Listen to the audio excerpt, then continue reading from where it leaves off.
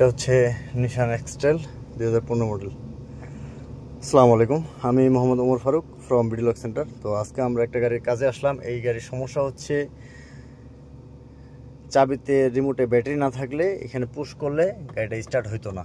তো আমরা এটার কাজ করলাম, আলহামদুলিল্লাহ এখন রিমোটের মধ্যে ব্যাটারি নাই, তারপরেও আমাদের গাড়িটা স্টার্ট হবে। ঠিক আছে, কীভাবে হবে এই দেখেন, এইভাবে চাপ দিতেছি, স্টার্ট হয় না। তো এটা যখন এখানে লাগাবো, লাগায় প্রেস করব, এই দেখেন, ঠিক আছে, এখানে লাগায় প্রেস করছি, তো গাড়ি ইগনিশন হয়ে গেছে। এখন যদি চাই আমি স্টার্ট দিতে পারবো, ব্রেকে পাড়া দিয়ে তারপরে এখানে আরেকবার বাটন চাপ দিলে গাড়ি স্টার্ট হয়ে যাবে। সরি, ক্লিকগুলো বেশি পড়ে গেছে। যে ব্রেকে পাড়া দিলাম, এই যে পুশ করলাম,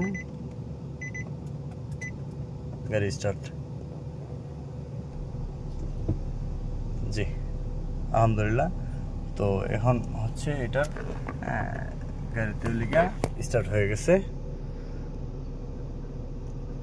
জি, কার যদি এরকম কোনো প্রবলেম থেকে থাকে নিশান এক্সটেল গাড়িতে, যে ব্যাটারি ছাড়া গাড়ি স্টার্ট হচ্ছে না, রিমোটের ব্যাটারি ছাড়া, তো আমাদের সাথে যোগাযোগ করুন। ভালো থাকবেন, সুস্থ থাকবেন, আল্লাহ হাফেজ।